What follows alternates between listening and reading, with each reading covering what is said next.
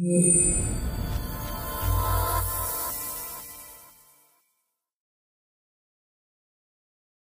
everybody, I'm Noel Hedges and I'm EVP of Acquisitions here at E1. Now today I'm really pleased to be joined by Robin Bardwell and Gesbeen Mohammed, both from Hard Cash Productions, and who are going to spend some time with us today talking through our new documentary being produced by Hard Cash for ITV, Outbreak.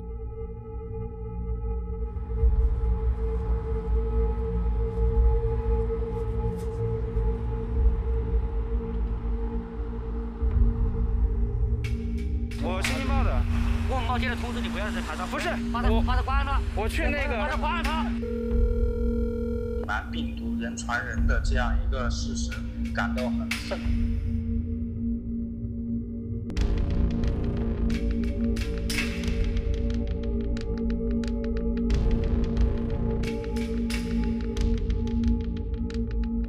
开会还那个了哇？比如说他们那个时候开会，就是卫健委要求你么是排查华南海宣言啊，么是就是那个。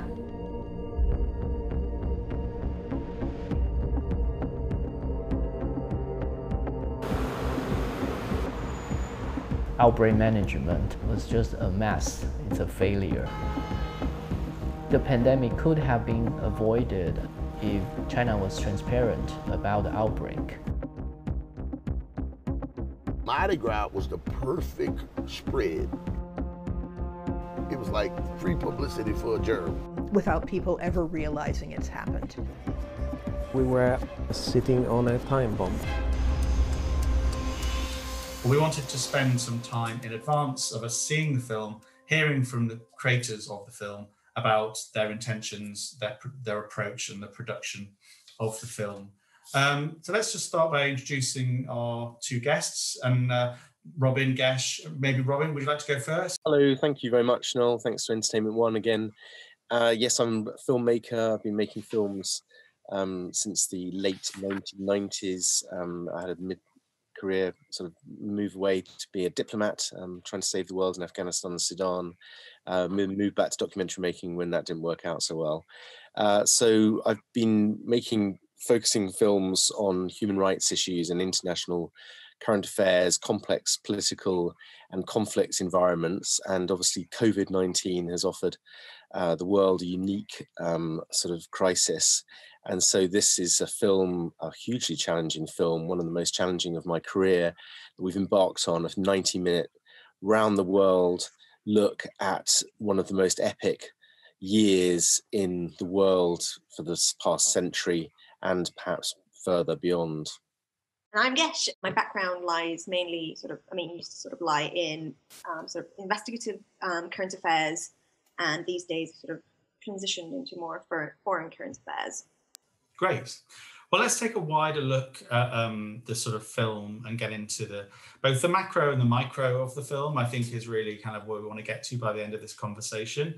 But let's go back to the beginning, and because I'm interested in hearing, to kick us off, before you even pitched it to a broadcaster, what was the genesis of the project in terms of actually there's room here for a story while these events were kicking off, and then when you approached ITV and to the point where you started shooting for the first time, how it had developed in that period of time. So how did it start and sort of how did it change by the time you actually started filming? We were very interested in the Chinese connection to the origins of the outbreak and how the world was going to be coping. And I think one of the things that we saw initially was, and that's been paid to have true through the rest of the year, is we've generally been quite myopic in our focus around the world. We've been focused on what's been going on in each of our individual countries, rather than looking at the sort of the global perspective. We've been quite interested. I've been talking to people all the time about COVID, and when you travel the world, they're obviously very focused on what's happening in their particular country. What this project we thought could bring, which would be different and very challenging to make in the circumstances, but we've definitely managed to achieve that, is basically bring the sort of collective whole of the world experience and bringing that into a film rather than those individual countries. And so we're bringing the overall environment of the global pandemic, looking at its outbreak and spread and how it moved around the world and some of the worst impacted places, why those places were badly impacted, looking at it through the victims, the science, and also the politics. And that sort of blend is a sort of unique perspective, I think, on this crisis that we can offer. Or other broadcasters, I've, many friends making films about COVID at the moment. It's one of the things that we're filmmakers, it's one of the few things we're able to do at this particular point in time in the world. But they're very much looking at through the prism of the United States or the UK or what's been going on in Germany, etc. But what we're doing is we're trying to bring the whole picture together in a really interesting way. And, within the space of 90 minutes, that's quite challenging, but actually it's quite a direct, punchy, impactful, contained story. Will take you on a dramatic journey around the world to all of these different places, meeting people, we'd never normally meet before on film, but all who have a sort of collective experience of what happened during the pandemic, and then tying their experience together, because this has been a global experience. People in individual countries really powerfully impacted. But what's been happening in a favela in Brazil is obviously exactly the same, has been in a different circumstance, but exactly the same, sort of effect and impact. And so was the conversation when you presented this to ITV? Obviously, Hardcash yourself are known for the rigor, your editorial rigor, your sort of levels of access, and the way you've approached your films, goes by this stage. You kind of the quality of what you're going to get and the level of quality. But ITV has a very specific audience. They've done some amazing documentaries, and perhaps that go unnoticed a lot of the time by the broad audience, but there's some amazing documentaries on ITV, a lot of them made by Hardcash. Was it just a kind of, oh great, yeah, off you go? Or did they have specific requests from ITV saying, no, we need it to be focused on X, Y, or Z, or we want it to take a more populist versus political approach? Or were there any editorial specifics from them as a broadcaster? I think they're always very flexible as a broadcaster, so they're very trusting of us, and so they do give us a sort of very broad remit to sort of go out there and to search. I think one of the things, obviously, coming from inside China, particularly our investigative work, we definitely wanted to add an investigative component to this film and to look at what the outbreak in China, how the outbreak was first handled, and we were obviously perhaps uniquely in broadcasting terms in place, a good place with our undercover Chinese team to deliver on some of these aspects, to actually sort of go and probe a bit more on the ground in Wuhan to see, how did this, how did the initial outbreak management sort of work, whether it was up to scratch, whether things could have been done differently, and whether the pandemic arguably could have been prevented. Big question. Yeah. And so you're starting the film in China. It's sort of, let's say, it's nascent in China. Where else are we going throughout the film? Let's just talk about sort of how far this film travels. Coronavirus has traveled everywhere, but this film specifically, sort of what's important. So basically, we sort of cover each of these sort of epicenters. So we go from China to Italy, because that was where the next sort of outbreak was, and then we obviously look at why Italy became such a big sort of epicenter, as opposed to other places in Europe. Obviously, its connections to China are quite significant, but also, its health system is quite unique. Although it's really good, and it should have been we have this perception that it should have been prepared. In Lombardy, for example, they have a private healthcare system where they have excellent hospitals, but they're not prepared for infectious diseases. And they lack community care, not lack, but there's a less of an emphasis on community care. And so we look at those reasons as to why it hits Italy. And then we move on, obviously, to the next epicenter, which was the UK, and then US, obviously, and Brazil.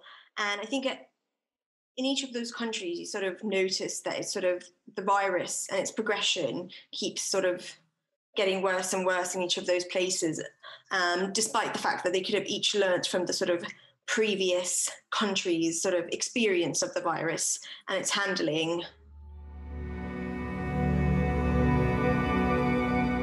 Quero ficar aqui não, se eu ficar aqui eu vou morrer, tá doido? Quero ver meus filhos, tá doido? Não sei se eu fiz o certo de ter levado ele pra lá, ou se eu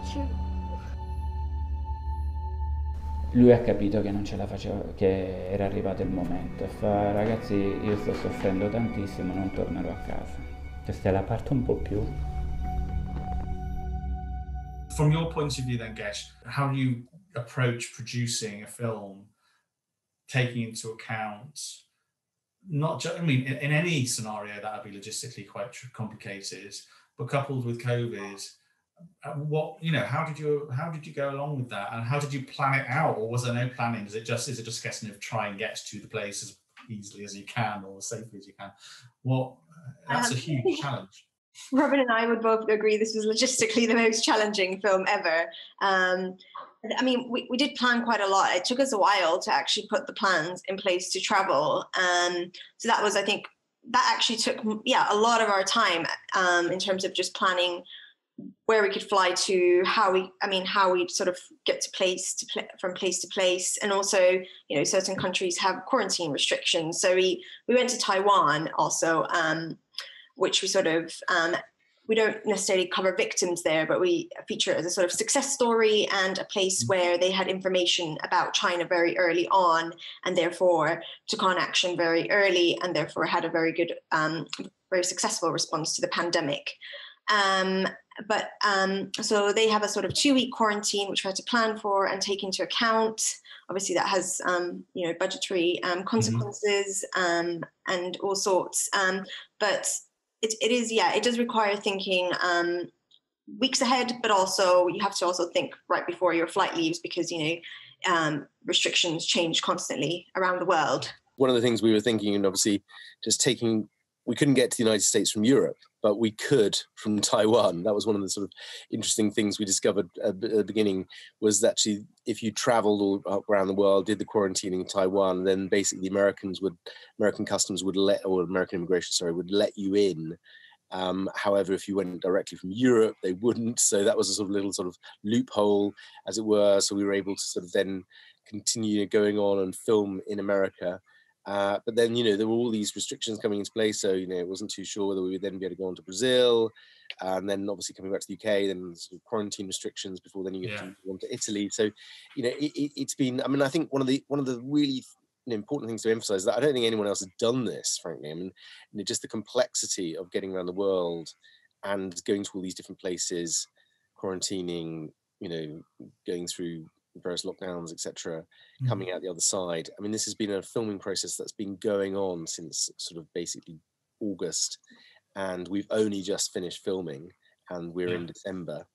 It has been, you know, really unbelievably challenging, but also extraordinary to see the world in this sort of state of, you know, COVID-19, how different places have been impacted, how different people have responded, different countries responded, different politics has affected the outcomes. You know, it's been an extraordinary journey, but it's been logistically, as Gesh said, extraordinarily challenging. I mean, one of the really interesting things we found is obviously the different places and their restrictions. Taiwan, you know, you turn up and you know, Taiwan, best performance in the world in terms of tackling COVID-19, 7 deaths with a population of 23 million, never locked down. The economy has grown in 2020, one of the few places on earth. You turn up at the airport, you have to get a telephone given to you by the police. They then use that to track you, but you have to stay obviously in one place for 14 days. They come around and visit you at the house every day. And as it happened, the phone went off in, you know, the early hours of the morning by mistake because the battery ran down. Police turned up within minutes at the house. Where are you? Where have you gone? I mean, that's, you know, completely different. Track and trace system from, many other places, including the UK, of course. And, then you go on to Louisiana, everything is fairly sort of open for business in the US and carrying on as normal as if there's no COVID whatsoever. So far, we have lost nobody to coronavirus in the United States. Nobody. That's why this crowd keeps growing every Sunday morning, because we're going out. We're going to vote with our feet. We're going to stand with a church that never closed. We're going to stand with a pastor. After 6 months of no masking in our church, why aren't we all dead? Why isn't this death tabernacle instead of life tabernacle? How did you approach it being also a personal film and a human film versus it being kind of a summary, let's say, of what happened this year and is still ongoing? So how did you, and what do you think are the key kind of contributions that really kind of epitomize, let's say, the heart of the film emotionally and on a human level? Well, I think our victim stories, in each place we have a victim, as in, we talk about somebody who sadly perished because of COVID-19, but there the victim story illustrates the kind of the editorial. It's not just just another victim, as it were, sad as that may be, but it's a story of a victim that encapsulates the experience of COVID in that particular environment or that particular country as a whole. Looking, for example, in America, the impact on the African-American community has been enormous. You're 4 times more likely to die if you're Black in America than if you're white. Looking at the experience in Italy, Lombardy, the province of Lombardy, really badly impacted up in the north of the country. There was one man, a baker, trying to save his family. His father came up. He basically went off to the bakery to live in the bakery to protect his family during the lockdown, thinking that he could do so. He's interacting with all the customers, didn't want to bring COVID back home. Sadly, COVID seeped through the cracks into his home, and his father was infected and sadly died. So, and the reason he ended up dying was because of the collapse of the Italian health system, and the ambulance wasn't able to come and pick him up. It was a delay of 10 days. That was so typical of the experience in northern Italy, Lombardy, when they had an overloaded health system. So again, each victim it's not just a random victim, it's a victim which tells a bigger, broader story of the environment in which COVID-19 as a virus operated. One of the driving narrative of our film is really through the virus itself. I mean, it's almost like a character. It is a character in the film. It's sort of something that sort of spreads. It's like a sort of serial killer. It finds particular environments where, it really loves being in favelas, where there's no social distancing, where people can't, stop working because they're desperate for money. It can go into the African American community in New Orleans, where, people again, having like African Americans having to work, can't just sort of sit at home, spreading through that community where they don't have the same access to healthcare as white Americans. So again, looking at tying victims to impact, to the virus, each and every place, and to the politics. And that, I think, is a sort of unique sort of study of the virus. And then we've got these fantastic sort of scientists who are kind of helping us through the storytelling, taking us from place to place, showing how that virus has spread and how it's impacting places in different ways. Obviously, things are still ongoing. How do you end a film like this? Sort of, because every day we're getting new information and new developments. How have you bent with the wind, as it were, in making? Well, it's hugely challenging. I mean, obviously we've got a vaccine now. Fantastic news. The rollout of that vaccine is going to take a long time. To get right out to the rest of the world. There's obviously the anti-vaxxer movement as well. And there are many countries that perhaps at some stage they'll get the vaccine, but not immediately. So, there's a lot of debate about how long COVID-19 will be with us. I think, the scientists are saying probably will be with us forever, in some way or another. We'll have the vaccine, but how long will that vaccine actually last? How many more victims will there be before the vaccine has been? But if there are some countries and populations and communities and many people, individuals who don't want to take the vaccine, or who won't or can't, or different vaccines that may not work as well as other vaccines, then we're going to be COVID-19 is not going to go away anytime soon. Are you touching on those sorts of questions, or are you leaving us with those sorts of questions? We are definitely looking at that, through our sort of science experts, and that will be a sort of a component, part of the end of the film. I mean, obviously as we speak now, California is in a big lockdown. There are lockdowns happening across the world. We've only just come out of one in the UK. Other countries are going through, similar lockdowns, and so by January, when the film we're broadcasting in the UK on the 19th of January, that's close to the first anniversary of the admission of human-to-human transmission, which was on the 21st of January 2020. But we are obviously looking, yes, at the what is the legacy of this virus, and I think one of the big questions as well is the animal human interaction, our environments between the human encroachment into the animal world and to the environment where animals they used to be their wild space, they inhabited alone. Basically, we're encroaching on that territory, and so there have been a lot more infectious diseases, particularly sort of animal to human disease, which have been passed over the years, and people were expecting this pandemic, and it probably won't be the first pandemic, or the last pandemic in our lifetime, sadly. Will we be better prepared for the next one, or will we just, as one of our characters says, often what we learn from history is that we don't learn from history. We've got to learn, and we've got to learn from this pandemic, and there are common lessons to learn. And I think people are fascinated in different countries about the experience of other countries, and are trying to draw together. There's been so much information about COVID-19 and so little information as well.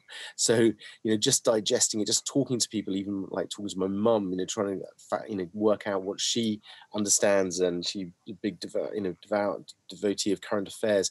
There's lots that we know, there's lots that we don't know, and there's a lot of information that we've been able to process, and trying to give a very clear vision of some of the 5 key science eureka moments connected to this virus, and bring all that information together to present it in one film, one digestible 90-minute content that we can learn from others, and other experiences in other countries, which I think is a really powerful, filmic, narrative. Lock down the towns and test the whole population. And after a few weeks, we were virtually COVID-free. We could start again.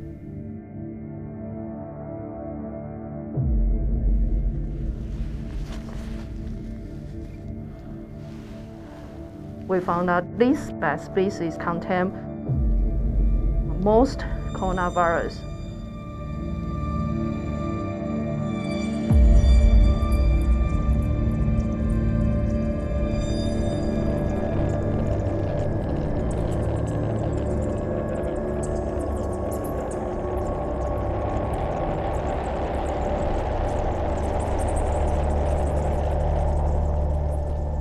The film will go out on ITV. What did you say? January the 19th? 19th, yeah. 19th. So, and you're going to be editing up till then, I guess, already?